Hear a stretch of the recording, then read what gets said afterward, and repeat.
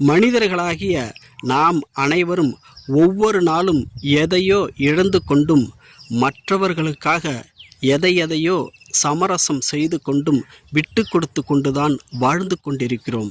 இதுதான் நிதர்சனமான 100% உண்மை.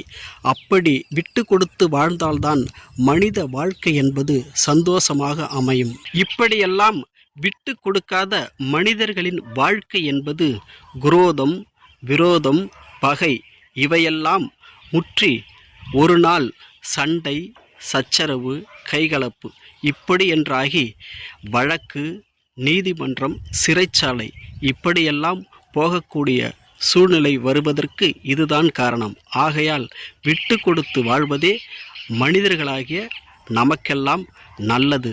இவையெல்லாம் நான் சொல்லி உங்களுக்கு தெரிய வேண்டிய அவசியமில்லை.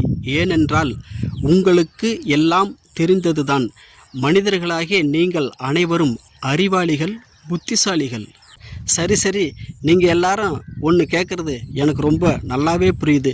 முதல்ல நீ விட்டு கொடுத்து போரியாடான்னு தானே என்ன கேட்குறீங்க?